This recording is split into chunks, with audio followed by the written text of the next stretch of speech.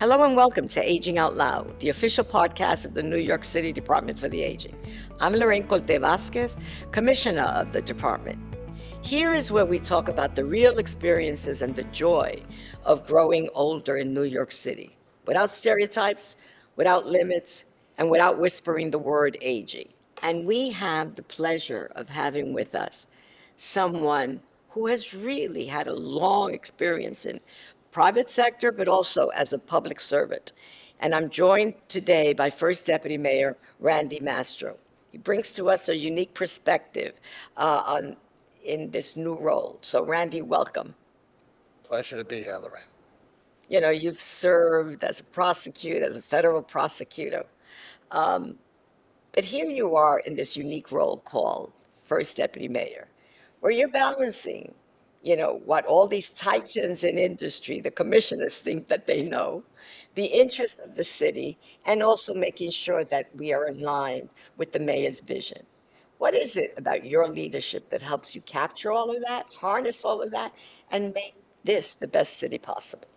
Well, Lorraine, this isn't my first rodeo. Nope. I actually did this job 30 years ago in a prior administration. And the experiences you have in life, you build on those experiences. And I feel like I'm a much better first deputy mayor today than I was when I was a deputy mayor in an administration 30 years ago, because not only did I learn from that experience, but the experiences I've had in life since, sometimes in government roles, often in the not-for-profit world or legal services organizations, good government groups, and in private practice as a lawyer, trial lawyer, doing prominent cases, many of them involving or against the government.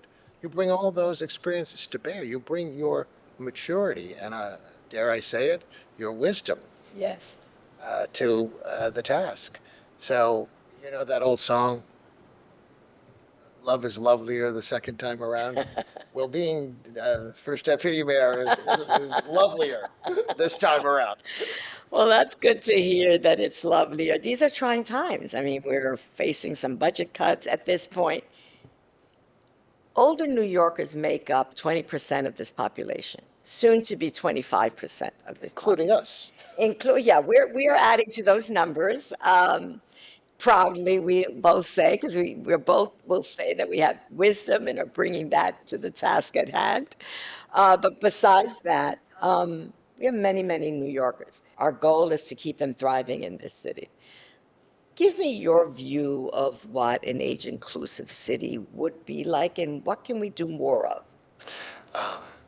First and foremost, it's respect for our elders and what they bring to the table, because their experience, their wisdom, their ability to still make major contributions, they're a resource and a treasure, and we should treat them as both a resource and a treasure.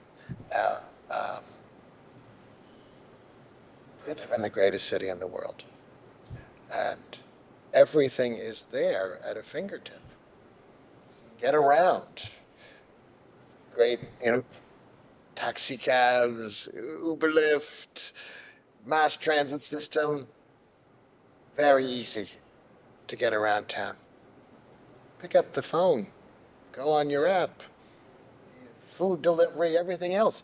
I actually think this is one of the easiest places for seniors to live and enjoy a high quality of life, because we also have the greatest cultural offerings and the greatest cultural institutions, and so many programs for seniors. So to me, this is an amazing place to be, from childhood to adulthood to senior adulthood. My mother-in-law, God rest her soul, she passed away about 2 years ago. But in her later years, she was living in the Hollywood Hills. And she was a widow, and it was very hard for her to get around. She could no longer really safely drive, and there she was, this beautiful setting in the Hollywood Hills, but essentially not able to to have free movement and access to whatever Southern California had to offer. So we were fortunate enough to be able to bring her here to New York, and I think she enjoyed a remarkable quality of life in her later years. This was a great place for her. You know, it's interesting. You were just sharing that experience, and we were looking, and you just identify yourself as a caregiver. And most of us don't see that. You know, I don't see myself as a caregiver. I see myself as a daughter. You saw yourself as a son-in-law. But that's a possibility in this city that a lot of other cities don't offer. It is, yeah, and I see all the support that we in city government give to our senior population, and the investment we've made. The investment, as you know, Lorraine, because of your great leadership and the mayor's great leadership, because this is a passion of his. He was a very devoted son. Incredible respect for senior community here. We baselined the funding for the senior community, and we protected senior centers. One thing that we're really proud of in this administration, and thank you for being part of that, is that this mayor had the vision early on in his administration to create a cabinet, the first in the nation. Yes, absolutely. And he brought together 27 agencies, and he said, give me a plan, make this city work for older adults. And it has. And the way the age, you know, I never forget one of his first mandates to us as a mayor was, don't bring me a problem, first bring me a solution. And the other thing he says, and don't complain about another commissioner, because the first question I'm going to ask you is, did you speak to them? So he has a spirit of collaboration. Right, And that's what this cabinet is. right. Do you want to share with us some of the exciting things that have come out of that cabinet? I am so proud of them. I know you are proud of them, what we've done with NYPD, with DYCG. So there's been a whole education campaign with both the NYPD, Health and Hospitals Corporation, and in our public school system. You know, it's so important for kids to understand what not only their parents, their grandparents, and their elders can contribute, and how they can contribute to their lives. But training with the NYPD so that officers know how to respond to and help seniors when they have problems. Same thing at HHC. These kinds of public education campaigns and initiatives that are so important, and the sensitivity so necessary. You know, I remember at earlier times in city history where there really wasn't that sensitivity or awareness. And there were times, some very tragic incidents Yes. and police response, because you are dealing sometimes with a sensitive older population that's not understanding why Right. there's law enforcement on site, or not understanding what's going on in the hospital setting. So that training is really invaluable. Oh, invaluable. Make this a city where seniors feel safe and embraced. And I think it's a very proud achievement of this. It's also the case, this mayor, unlike any other mayor, I believe, certainly not the mayor I served in the late 90s, actually, in addition to holding town halls, going from district to district, which is a common thing for mayors to do, he holds adult town halls just for the seniors to Yeah. hear about their problems. And And they love him. well, I've been to all 24 of them. it's amazing. It's incredible to me, and his empathy. You know, I've rarely known people in public life who have so much empathy and compassion for people's problems, and seniors in particular. This mayor feels an affinity and a mandate to help and improve their lives. Yeah, it's amazing, and I'm glad. Thank you for noticing that he does have these. I mean, not noticing, knowing that he has these town halls because he saw the absence of older adults Right. in the regular town halls, Because and they're he's at night, they're late at night, and and not as many seniors are coming. So he holds these during the day. yeah. And what's amazing about that is that they're not shy. I mean, uh, They're not. they give him a love fest, but they do not hold back on their questions. No, no, no, they And don't. for us, and thank you for mentioning it, the relationship with the police department has been a game changer. These scammers, they get wiser and wiser and sharper all the time. And to have that experience that the police department has, to be shared with older adult clubs, to be shared with individuals, to have one officer or two officers really well versed in the services provided for older adults so that they can help them navigate should they be the victim of a crime. That's unique. The other thing that's unique about this administration when it comes to that, I remember the mayor always telling us upward stream solutions. Let's solve it before it becomes a crisis or a problem. And we're so proud of that with these programs, with these intergenerational programs that he has also supported. But the one I want to spend a little bit of time on is this intergenerational piece. This is a city where two major communities live. They're the anchors. They're the future of our city, but they're also the foundation of our city. That's older and younger adults. This administration has gotten recognition nationally for the My Story programs that we have, the programs in NYCHA, to have a community impact and a community building approach.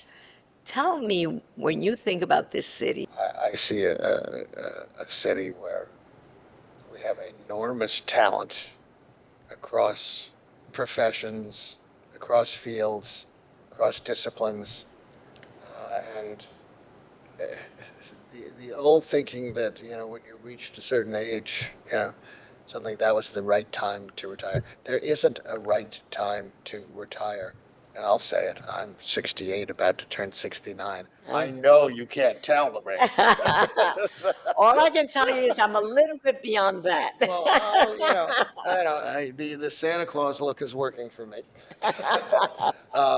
But the fact of the matter is that in certain professions, even in my own chosen profession, other than my public service of practicing law and being a partner at a law firm, uh, not uncommon to have mandatory retirement ages at law firms, including the one that I Right. was at for most of my career. And you have to ask yourself, how does that make sense when seniors are contributing and continuing to contribute so much? And even if they choose to retire from the day-to-day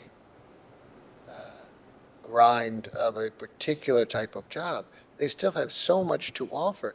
And that's why these intergenerational programs, where seniors are sharing and interacting with kids, is contributing to both of their enjoyment and appreciation of the city. And this mayor made a commitment to older adults who want to work. Correct. And we've had special programs for them. Right. And sometimes that's part-time. That's Right. fine. Right. Because that might be all I want to do, Correct. you Correct. know? But you still have so much to offer. And Right. there's so many ways in which to serve the community. Now, for me, I never really thought about retirement. Okay? Maybe I should, but not right now. But the fact of the matter is, Don't retire yet. I returned, yes, thank you.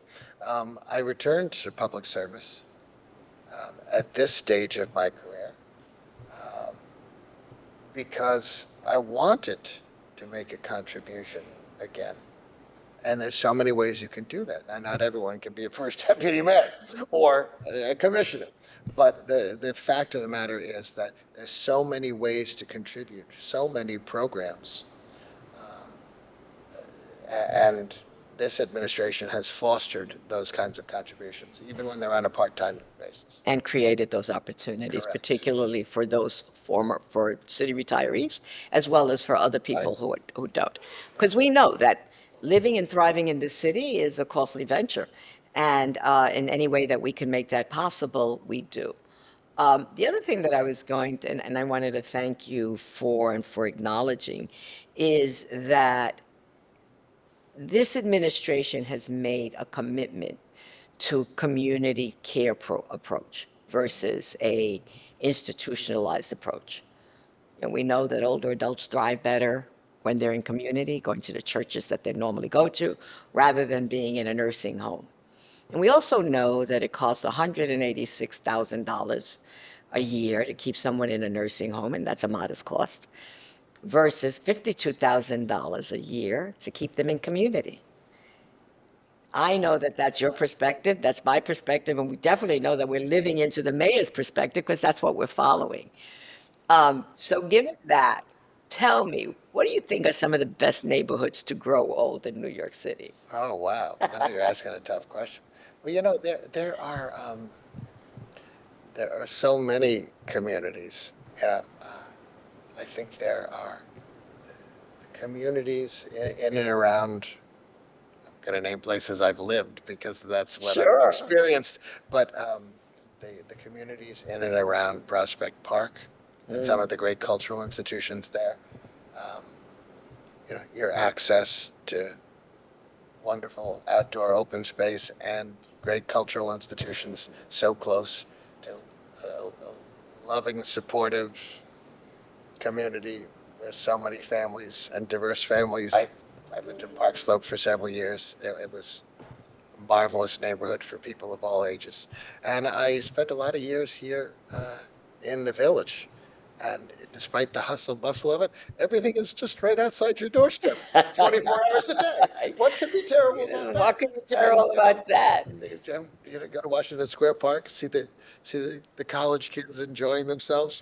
I think that also is a pretty cool neighborhood for seniors, and it was a great place to live earlier in my life. Now I'm not cool enough.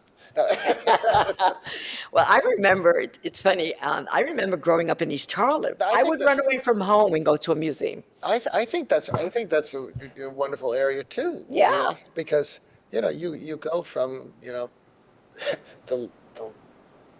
the high 70s, low 80s, all the way uptown. I mean, it's a remarkable stretch, and there are a lot of seniors who live along there. And what a great- you've got this dozen great cultural institutions, either right on Fifth or just a block or two away, and you've got an amazing park.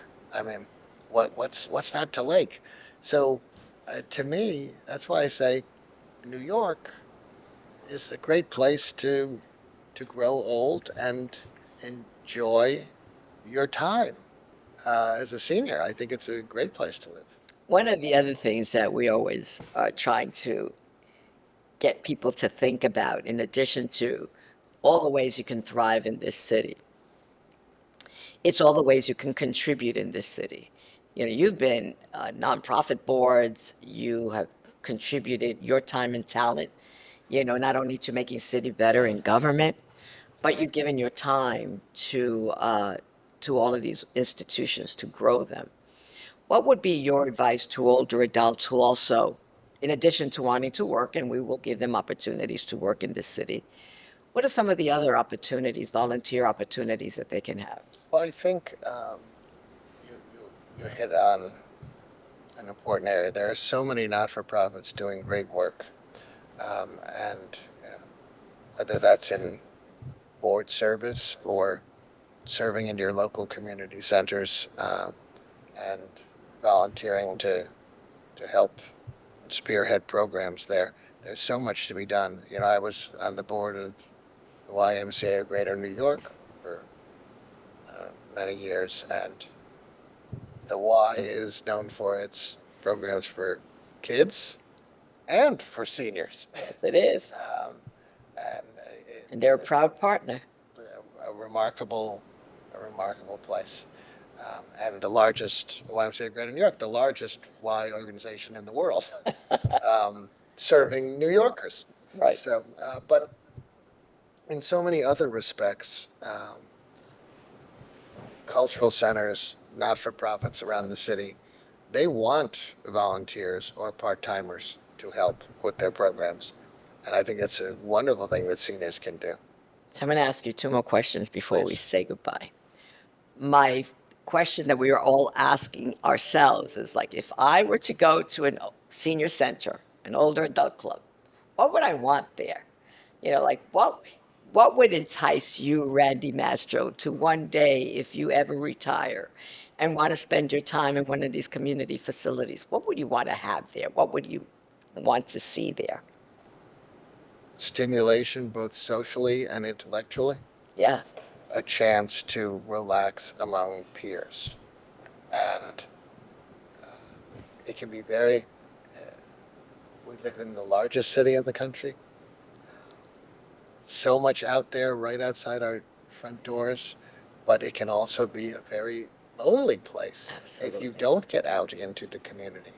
And I think that's what is so invaluable about senior centers, the chance to connect, the chance to enjoy the company of others, and also the intellectual stimulation that comes from those interactions and the programs that are offered there.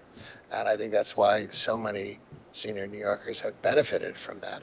And that's why this administration has so strongly supported them, Yeah, baselined the funding for them, protected the funding for them, and increased it because yeah. they are such an invaluable part of the fabric of our city for our beloved seniors. Yeah, this administration early on realized the damage that social isolation can do for all of us.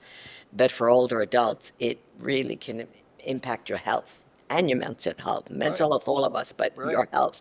And this administration did a campaign for, like you said, it's a city of what, almost 9 million people, and you could be isolated. Right. And we were, each one teach one, you know, each one go out and knock on your neighbor's door, ask for each other.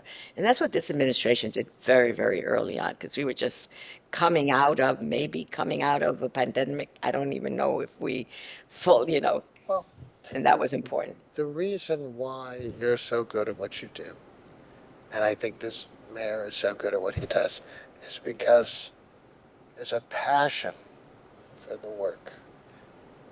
When you have a passion for what you're doing, and when you can bring something to people that puts joy in their lives, so they have a passion for wanting to go there. My God, what a great thing to do with those senior centers, right? What a great thing to do with the programs that we offer to the seniors and that you've helped expand and that this mayor has supported. I mean, that brings a lot of joy to people's lives and gives them a passion for living. Yeah. So I want a debate club in my senior center. But the other thing, so here's my last question to you. Thank you so much for taking the time. I know that you could be a lot of other places and probably need to be in a lot of other places, but thank you for giving us your time and your Of attention. course. So, what gives you hope in these days? What brings you joy?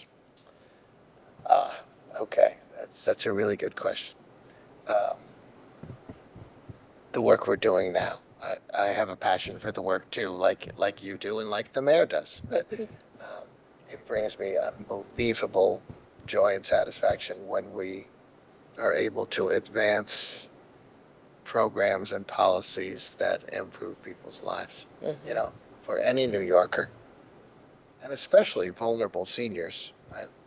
We've got to have a safe city, and to see us improving public safety, taking many major crimes like shootings and murder down to historic or near historic lows, and now addressing quality of life crimes as well, and having such a profoundly positive effect. That's good for all New Yorkers, especially vulnerable seniors. But what we are doing to improve quality of life, have affordable housing where seniors can afford to live Yes. in a city where they can afford to live, and to see the progress we've made there with the city of Yes, and the historic level of affordable housing creation that's occurring in this administration and continuing to occur. Yeah, that brings a lot of joy and satisfaction. And, you know, public service is about serving the public. And at this stage of my life, I can't tell you how much joy it brings to me to serve. And the only reason to serve is to help improve people's lives.